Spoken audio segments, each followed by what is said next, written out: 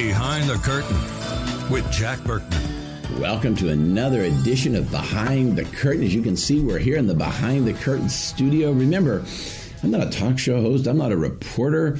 I'm not a TV guy at all. I am a lobbyist. I'm out walking the halls of Congress 5 and sometimes 6 and 7 days a week. I'm at the happy hours. I'm at the balls. I'm down on K Street getting you information, fresh, raw information that you can't get anywhere else, that you'll never hear on any of the networks and won't read on the blogs because there are no other lobbyists on TV. What a show we've got this week. It's a shame we only have an hour. We'll be talking all about the caravan. You following this caravan coming from Central America, coming up through Mexico, ready to smash through our border? What is DJT doing? Is DJT doing enough? I might be a little critical of the Donald today. Oh, Greg Corombos joins us to talk all things election 2018. Maybe the picture is improving for we Republicans. We shall see. First up, we have Wadi Gaitan, national spokesman for the Libre Initiative. Wadi, if you don't know him, I think it's his first time on our show. He is one of the world's great experts on international trade. Wadi, welcome. Hey, Jack, it's a pleasure to be on today. Appreciate the opportunity. Now, our friends Steve Forbes, and maybe you're the author, Steve Forbes and Art Laffer and Stephen Moore and all of our good free trading friends, they had an article in the Wall Street Journal yesterday, a couple of days ago, arguing for zero tariffs. Tell us about it.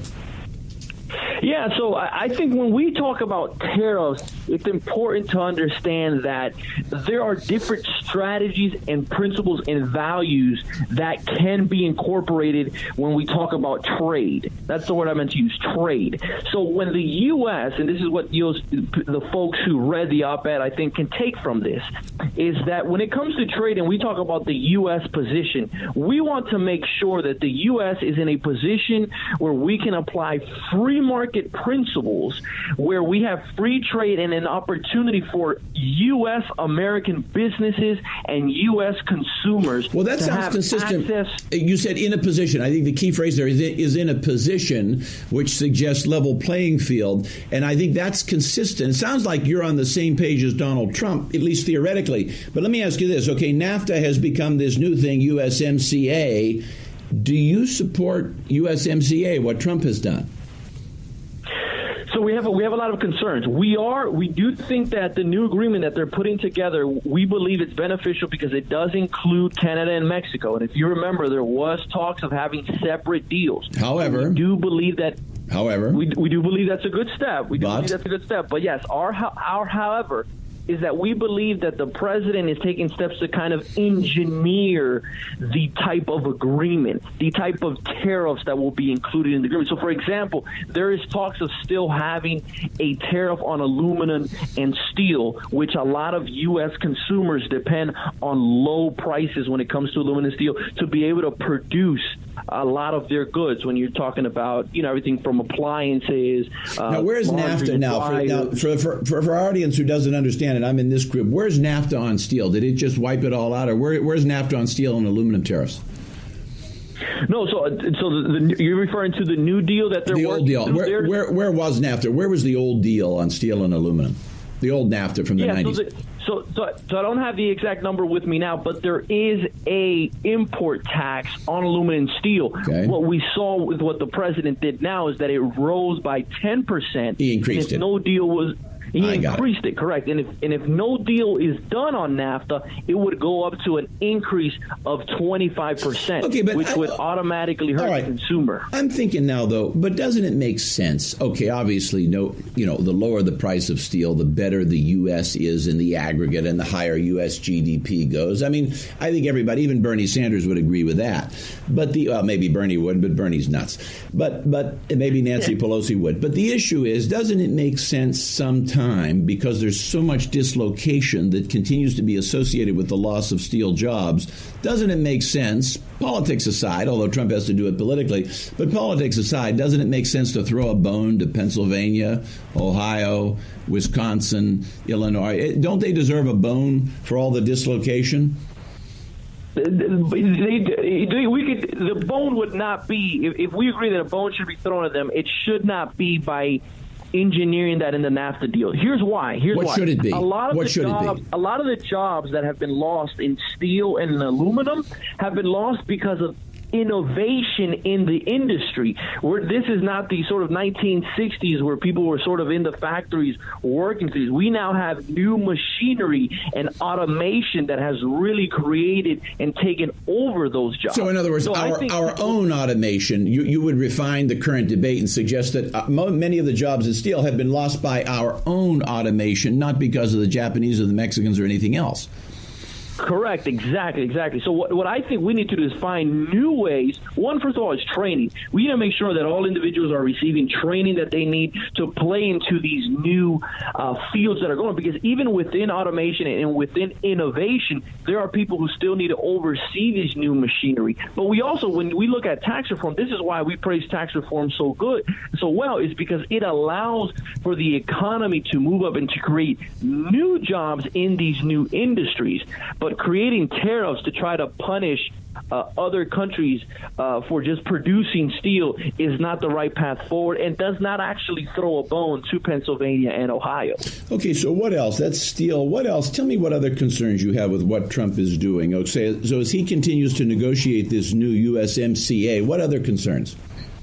Yeah, so some of the concerns come from the Mexican side, from some of the things that they're trying to engineer. So they're trying to engineer some of their minimum wage into the deal, that in order for the U.S. to consume goods from certain companies, those companies have to have a certain minimum wage. Now, it's important for people to have good wages, but what is a concern is that now we're having a government imposing on private companies how to manage their companies and manage their employees. What that can actually create is a trickle effect, where then these Mexican companies start rising the prices on their goods, and when they export it to the U.S. consumers are going to continue to see those prices rise. So we think both on the U.S. side, the Canada, the Mexico side, imposing on private companies requirements on wages is not the best free market approach. But we think if you can have free trade, more U.S. consumers are going to buy that product, and that should allow that company to grow and the employees to see better wages. Let me ask you this. Okay, so when we look at this now, it would seem to me that what Trump may do, particularly with steel and aluminum, is demagogue the issue. But at the end of the day, he may be closer to your position in the final agreement than where he is now, right? In other words, Donald Trump, maybe he's more concerned with the image. And I've had this thought all along as he deals with trade in the Pacific, as he deals with Mexico and Canada, as he deals with the Europeans, that a lot of the talk about raising tariffs and increased protectionism may be more rhetorical than substance at the end of the day. Do you agree? So there's a lot of agreement with what you said. I do think he views it as a tactic, right? As a saying, look at what I'm going to do. You have to come to the negotiation table. You have to come to a new agreement. And in the past, it has been difficult to come to the table to do that. So we are encouraged, again, by the step that he has taken to begin these negotiations, to come to sort of a framework. We're hoping that at the end of the day, this is a NAFTA agreement that really includes those free market principles. However, if that is not the end result, then it's going to be difficult for our economy. All right, Wadi Gaitan, national spokesman for the Libre Initiative, all-around trade expert. Wadi, thank you so much. If we're real lucky, we'll be able to have you back again. Well, coming up next, we're going to get into all the craziness going on college campuses. For those of you parents out there paying bills for your kids, wait till you hear some of the things that go on at American universities. Stay tuned.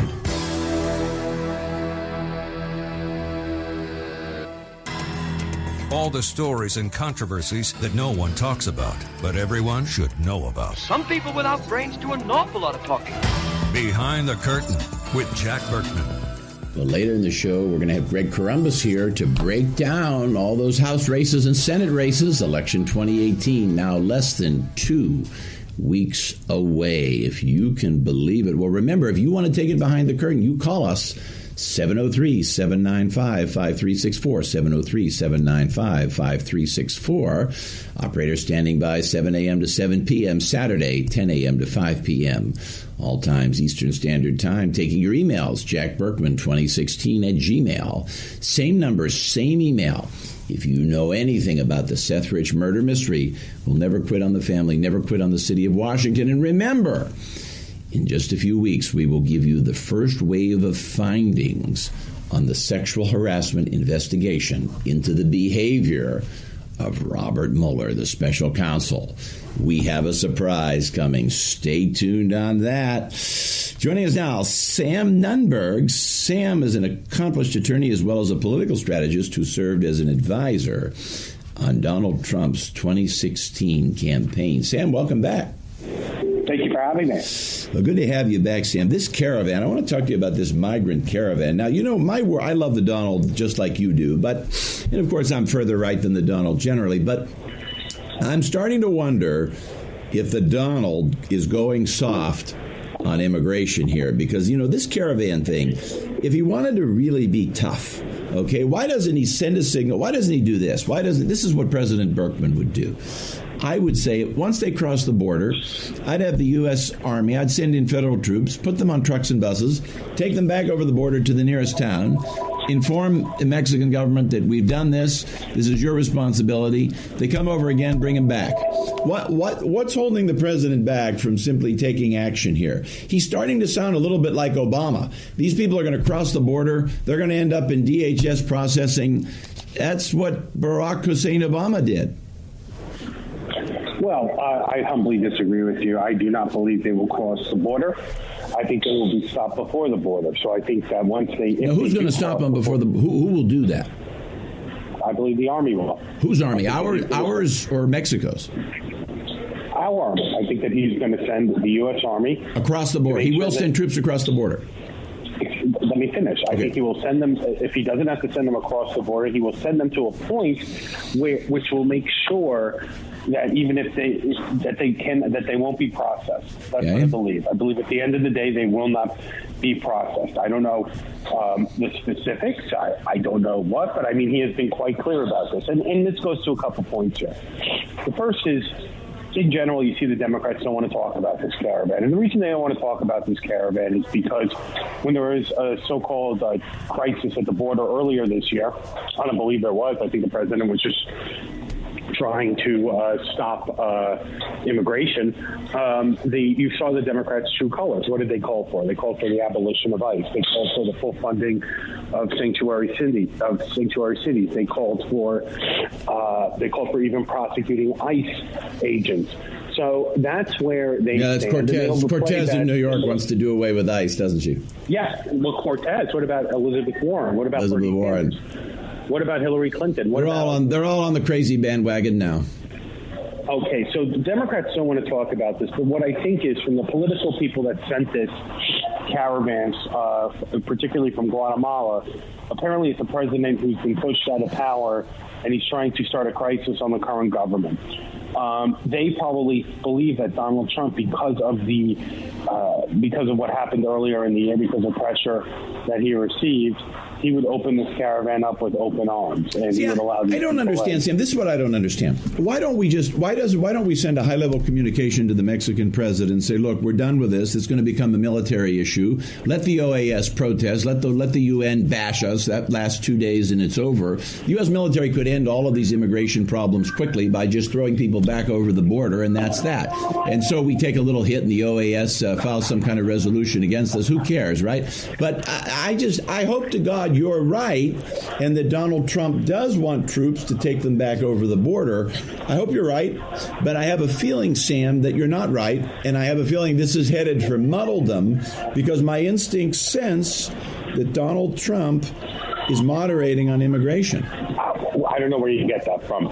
That he's moderating. I know that he's moderating on illegal immigration. There's the issue, if you want to talk about DACA, if you want to talk about an overall comprehensive deal he's willing to make, which would essentially be we get everything but DACA, then you could call that softening, fine. But I do not believe he's softening on immigration. I certainly don't believe he's softening on illegal immigration. You have somebody who has made these people understand that they're not welcome. He is not just blustering. The issue could be, by the way, is whatever he wants, is he going to be hindered by his administration? I mean, it goes back to the anonymous op-ed in the New York Times. It goes back to John Kelly. I don't like him. I don't trust him. I don't like John Kelly either. I don't like him. Kelly's a bad influence. Got to go. I hate John Kelly. I'm with you. I don't like him either. And it doesn't go with and Secretary Nelson, John Kelly's sidekick, who he put into DHS. It goes with that. There's obviously things that can be done. I am sure if you talk to the ICE agents, I'm sure if you talk to the people that support this president, remember this president was the first time ever he received endorsements from ICE. I'm sure there are things that could be done. So I just don't agree with you that he's going soft. You know, the problem, you and I both want the president to prevail in 2020, but you know, if there's a softening, or more appropriately, if there's a perceived softening, real or not, you know very well that's what could buy the president a primary in 2020. This is probably the only issue and the only way he could face a primary. This caravan might be more important politically to the president than he realizes, because things are looking good. Frankly, I think they're looking good even in the general election in 20. But this could buy a tough primary on this immigration issue, because as you know, as you found out in 2016, this is the issue for the Republican base. Certainly is the issue. It's a threshold issue for the Republicans. Donald Trump has changed it forever. You even see it now with Paul Ryan's Super PAC is doing actually a very, very good job on these advertisements. They've been hammering sanctuary cities. They've been supporting ICE agents. They've been hammering Democrat stances on amnesty and immigration. So I don't think that, and by the way, I don't think that he'll ever be primaried in terms of from the right. I think it would be more from somebody like a Jeff Flake, a Mitt Romney, or a John Kasich. But look, he is running on this caravan. He's making this one of the major issues. You just had CNN say earlier this week that they don't even want to show what the president's saying about the caravan because they view it as lies. What I would say is, too, is if you look at these people, this makes the point of the president from the day he announced his candidacy when he came down the escalator famously. What this shows you is that when he said they're not sending their best, these aren't their best. I'm not going to say whether or not they're Al-Qaeda or Hezbollah or Islamists. Perhaps there are in there. But I would say certainly some very strong connections to the cartel. You don't have to be a genius. Do I have a direct proof? No, I think they are. But I tell you what I also think. I don't think there are any engineers in there. I don't think there are any doctors in there in that caravan. No, of course not. Of course not. Of course not. I don't think there are any lawyers. Not that we need any more lawyers. It's all very low-level people coming over the border. And Trump is right. Mexico loves to get rid of their worst and toss them over the border. And the Central American countries do the same. By and large, that's what immigration coming north is. The president was right about that. You know, you bring up one final point.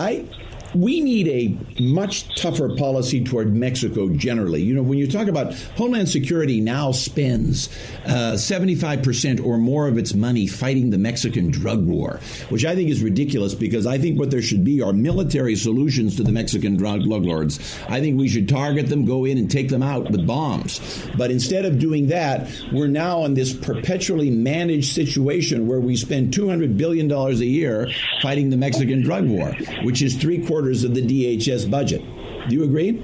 Here you and I agree 100%. They have 1,000 excuses. I am sure the new regime in power there, the new elected office, while he was able to agree, the new president of Mexico, he's kind of like a leftist Trump. He was able to agree with them on manufacturing. I'm sure you'll hear the same excuses time and time that we've heard from the Mexicans. And it's actually our fault because we want to buy the drugs. Sam Nunberg, if we're real lucky, we'll be able to have you back again. All right, we'll conclude on agreement. Sam Nunberg, famous from the 2016 presidential campaign of Donald Trump. Well, coming up next, more on colleges and universities. Stay with us.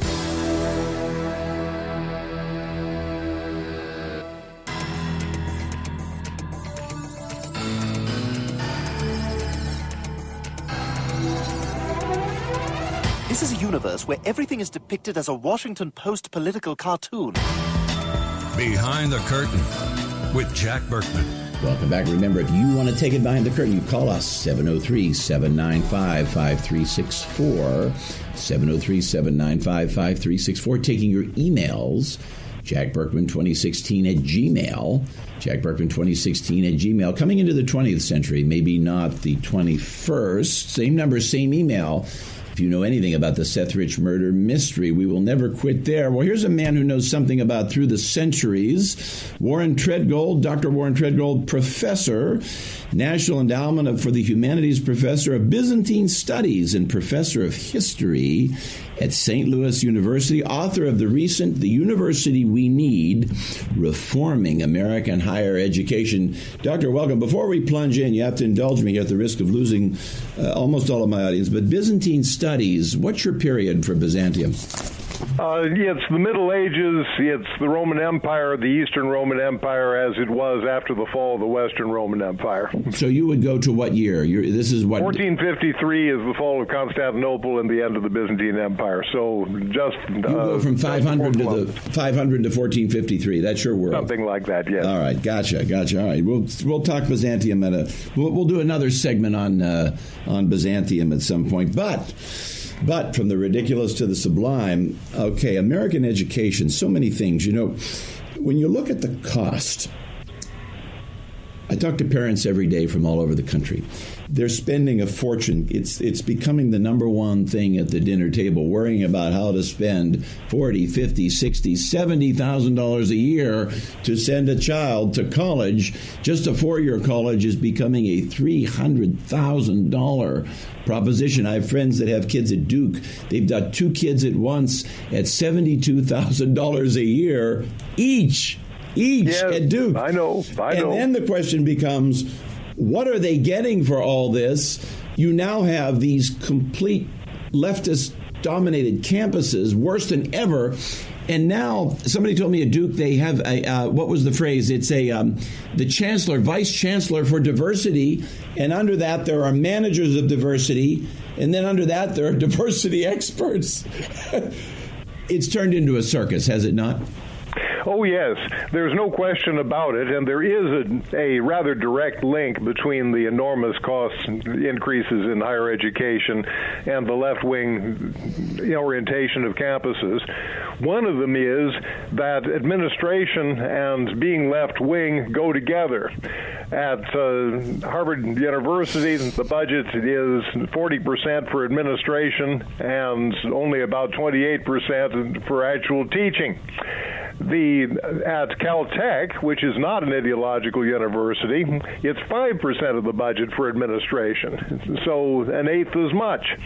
And all those administrators are being paid fancy salaries. They have huge numbers of assistants, and they're not doing any good to education. In my opinion, they're harming it, and that is one big cost.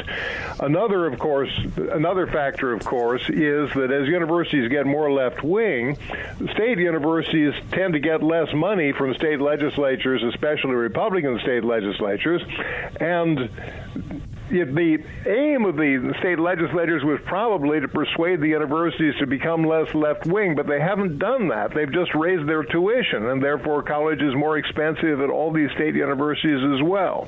There are a number of other factors I could mention that do, in fact... let me ask you this. Big change in 30 years. 30 years ago, I graduated from the University of Pittsburgh undergrad. Pitt, I don't know if you're familiar with Pitt. It was left-wing, of course. I did history and political science. It was left-wing, of course, but I'll tell you, there was always a tradition of free speech. Never once did I feel you can't speak out, you can't write this, you can't say this, you can't do that.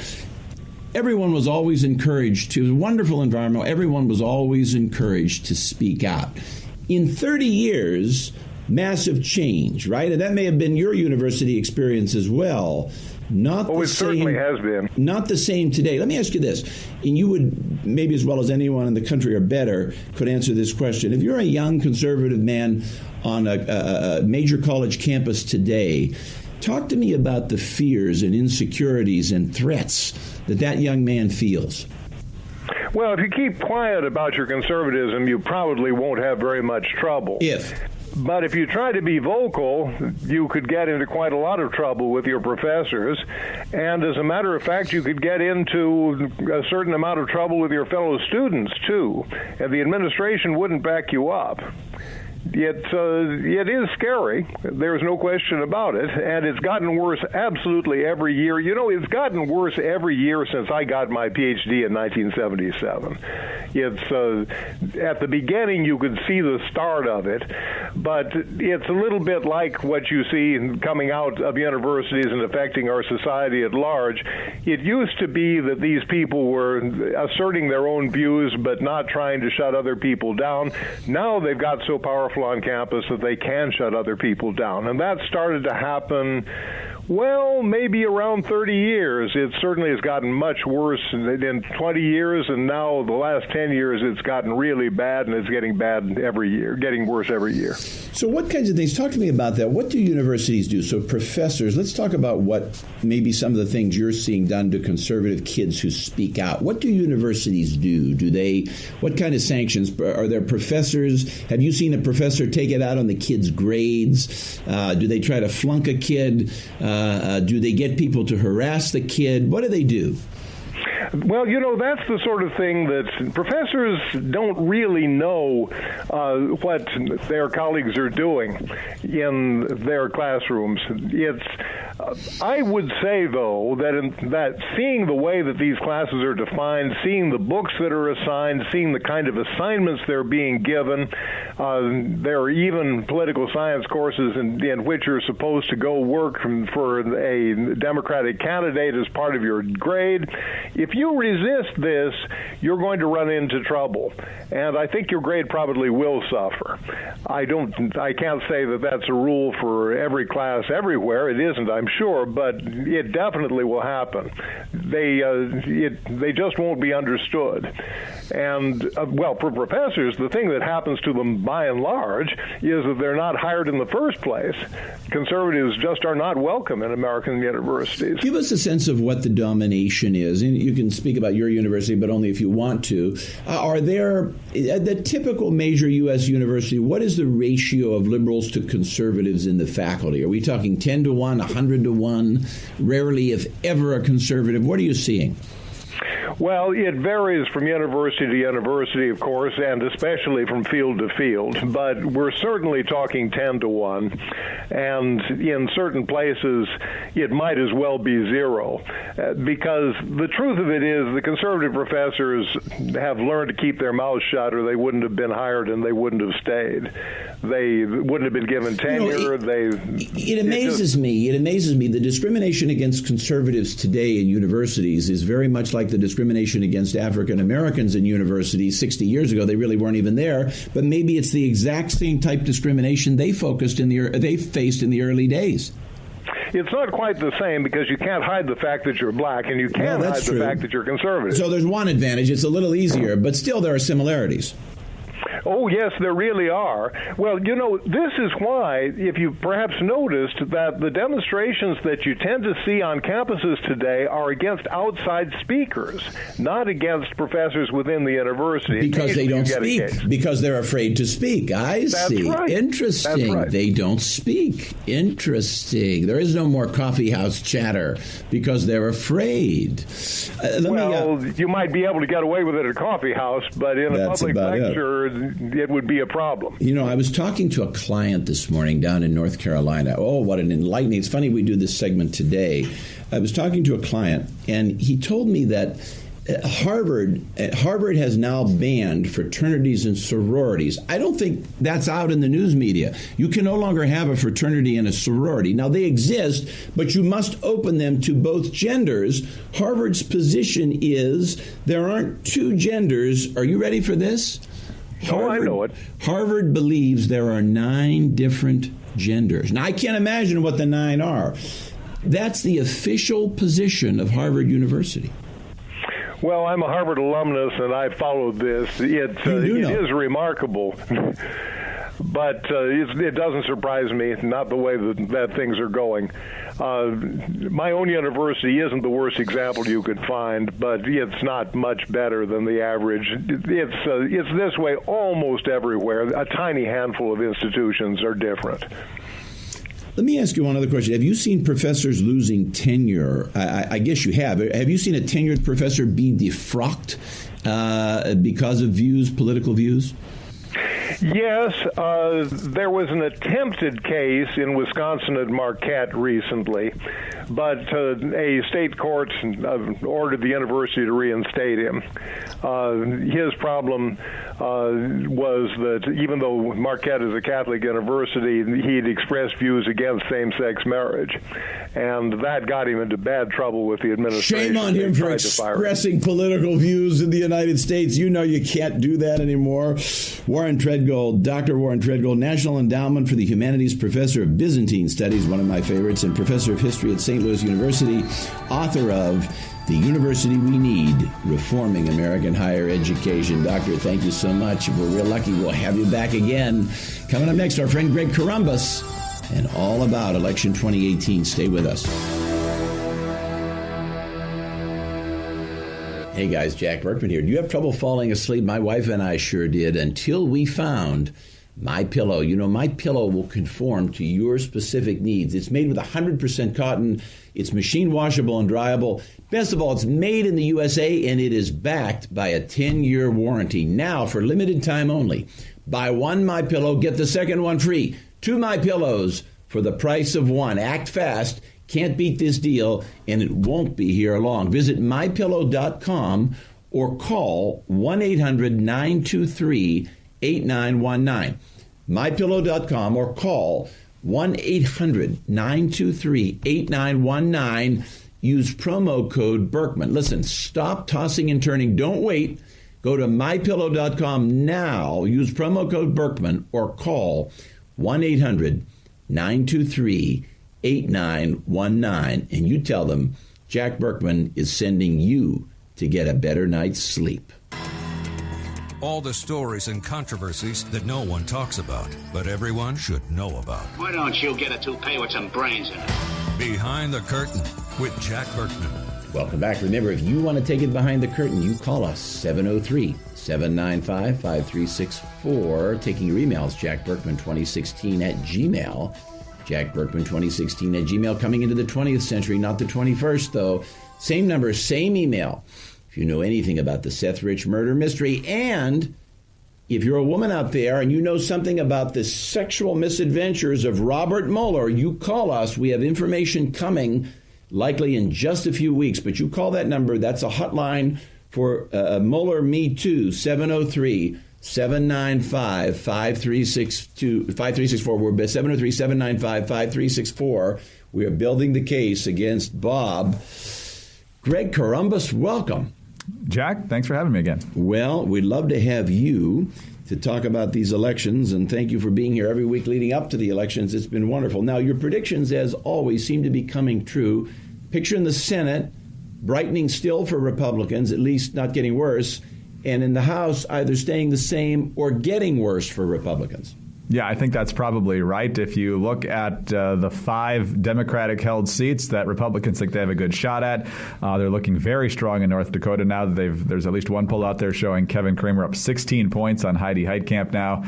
This whole fiasco with her listing sexual assault survivors without asking them, and some of them weren't even survivors. They claim they were never assaulted, has just really blown up in her face as she's tried to regain some momentum following her vote against Brett Kavanaugh. In Indiana, Mike Braun is up by 4 points in one poll. He's down by 1 in another. Either way, the momentum seems to be on his side. Republicans still have hopes in a couple other places as well, but it's proving to be pretty challenging. The Democrats not giving up the lead in Montana, although it is close. And in Florida, it seems that Bill Nelson's probably got the edge, too. So, all right, Florida, let's look at Florida for a second. Is that trending? That's trending out of reach. I'm seeing Nelson moving beyond the margin of error. Is that most polls are showing him north of 4 now? Yeah, it's either the last poll I saw was right at 4. There's been others where he was either at 5 or 6, and one even as far as 8 points ahead. I've seen a couple of polls with Rick Scott up 1, but if you mash them all together, it looks like it's probably Bill Nelson's race to lose right now, although it is still very competitive. So if there's a major development in that race, race in the last 2 weeks. We will see. I think ultimately there's two major statewide races there, one for Senate, which is that one for governor, and I think the governor race has the most oxygen right now. So it's the Gillum-DeSantis race, which seems to be Gillum in the lead by a small to healthy margin. That's probably going to end up driving and influencing the Senate race as well. You know, it's funny. Republicans have two decent candidates, particularly DeSantis in the governor's race, but Rick Scott certainly is a sitting governor. He's won two races. I mean, this is two decent candidates, I think, and yet we're losing. That's an interesting way to look at it. Yeah, Rick Scott won twice in Florida, which is obviously a huge state. Those are major accomplishments. But both of them were pretty tough victories, including one over Charlie Crist as a rebranded Democrat in 2014. So this was never going to be a cakewalk. And Bill Nelson does a pretty good job of staying fairly quiet and then telling folks in Florida that he's doing a good job for them because he's not in the spotlight very much. And so folks tend to believe that. Right. And so there's not a lot of negatives for Bill Nelson, is what I'm trying to say. And so Rick Scott's trying to battle against that. In the other race, basically what happened in the gubernatorial primary in Florida is the more conservative and the more liberal candidates won the primary as opposed to the moderates. That's true. And so you've got the two polls going up against each other now, and we'll see where the middle comes out. Right now, they seem to be favoring Andrew Gillum, who's definitely liberal, and some would say bordering on socialist. But right now, he's got the lead. New Jersey, I'm seeing Menendez, the lead is shrinking. Is that just the natural ebb and flow as you get closer to the election? I'm seeing 4 and 5. When I see a poll, Menendez up by 4, maybe I'm tempted to put national money into New Jersey. Do you think that's foolish? Well, the Democrats are, at least some of the special interest groups. It's funny to look at some of these polls. Like, I think the one you're looking at is it's cut down to 5 points now. Menendez 51, Hugen 46. That tells me, if it's 51-46, that they're pushing people to make a decision. So if you took away the leaners, I think that number would be quite a bit smaller, because people in New Jersey don't like Bob Menendez. He's got a lot of baggage, but it's a blue trending year, and that's a blue trending state. And so the instinct for most voters there is to go with the Democrat. It's very interesting, though. But my general rule of thumb is, especially this late in the game, is even if it's close, if you've never seen a poll with the other guy ahead, the guy in the lead's probably the guy in the lead. My sense is if we can't beat Bob Menendez, it's time for the Republican Party to close its final office, pack up shop, and just take down the banners in New Jersey. I think it might be time. Maybe it's time for that anyway. Montana, what's going on in Montana? Why Montana should be a red state? Explain to me why do we lose in Montana? What's the problem up there? That's a fascinating one, because John Tester, kind of like Claire McCaskill in Missouri, has not tried to win over the moderates by voting for Brett Kavanaugh or voting for tax cuts or anything like that. He's voted like a Democrat, and I don't know if he's getting some respect there for that. He's run a lot of ads talking about how he's one of them. He's a rancher. I think there was one of them where he was there was a commercial or a video of him shooting animals that he was going to send to the processing plant on his farm. I mean, that's about as red state as it gets right there, right? So that's part of what I mean, though. I've been exposed to some of that over the years in Montana, and I just don't see why but we lose race after race up there. Something's wrong. We got to go. They need better consultants involved in those races or something. Something's very wrong in Montana. Well, that might be. John Tester has won 2 very close races already. This would be a third term. And ultimately, while Matt Rosendale is a favorite of conservatives, and he's certainly within striking distance, although, again, he hasn't led, so go by that rule of thumb. But he's within 3 to 5 points in most of these polls. But ultimately what happened here is Donald Trump stole the most likely challenger to John Tester this year when he made Ryan Zinke the Interior Secretary. That's and so while Matt Rosendale may be a fine conservative, I think he was Plan B in Montana. Interesting. I forgot all about Zinke. All right, let's take a look. Claire McCaskill, Missouri. She's going to win again, isn't she?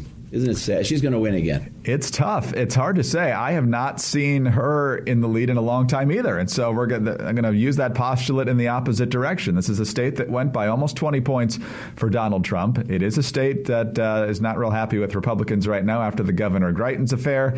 And they just shot down a right-to-work ballot initiative back in August by a very wide margin. So there might be some blowback to Trump going on there. But Josh Hawley has played this about as carefully as he can, maybe careful wasn't the right way to go, but he's either tied or slightly ahead in every poll I've seen. And Claire McCaskill, I have not seen her at or near 50% in a while. So just this last week, she had to deal with some fallout over undercover videos from Project Veritas, which suggested that she's far more liberal than she's letting on to Missouri voters.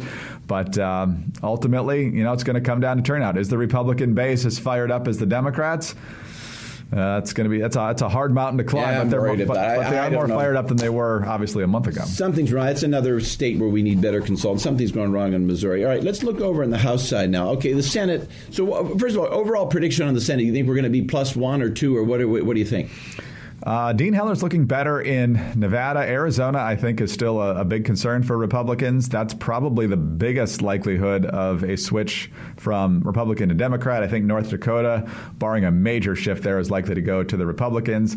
And I got to think they pick up either Missouri or Indiana. So that would be, a plus. You're saying +3. We could do +3. No, I'm going to say I think it's probably going to be a net of +1. I think the Democrats probably get at least one of those 4 Republican seats they're chasing, and then the Republicans will get 2 of 3 out of that North Dakota, Indiana, Missouri. All right, real quick, taking so much time. Well, we need to do time on the Senate because we haven't done that in recent weeks. The House, a quick synopsis on the House. Yeah, right now a lot of folks are saying it's right on the dividing line, that Democrats have pretty much solidified 15 to 20 pickup seats, and they need 23 to win back the majority. Could go anywhere from about 30 to 35, maybe even 40 if they have a really good night. But in a lot of these races individually, Illinois, there are 4 competitive races there, all of them trending a little more towards the Republicans now, some of them with an outright lead, even a couple outside the margin of error. I think California is going to be big trouble. Pennsylvania is still going to be big trouble. New Jersey is going to be big trouble. The experts are putting about an 80% chance for a Democratic takeover of the House. I think that's probably right. The Republicans need a perfect storm to keep it, and in this environment, it's probably unlikely. Just a final question: do you see? Are you presuming Speaker Pelosi, or do you see in December a revolution in their ranks? No, I don't think so. I think at least initially she's going to be the Speaker. She's made some comments lately that while she wants to be Speaker, she's got other things she wants to do, like write books and some other things. So I think she'll take the gavel just to think that she's vindicated herself, and then perhaps hand it off either after one term if Democrats can maintain control in 2020, or if she decides to step down even before. Well, Greg Corombos, I hope you're wrong on the House, but I think you're right as always. Greg, thank you so much. I will talk to you next week. Remember, if you want to take it behind the curtain, you call us 703-795-5364, 703-795-5364. Taking your emails, Jack Berkman 2016 at Gmail. Jack Berkman 2016 at Gmail. Remember, even when we're not on the air, you can hear us and see us and read all about us at jackberkmanradio.com, and of course, always at radioamerica.com. We'll see you next week.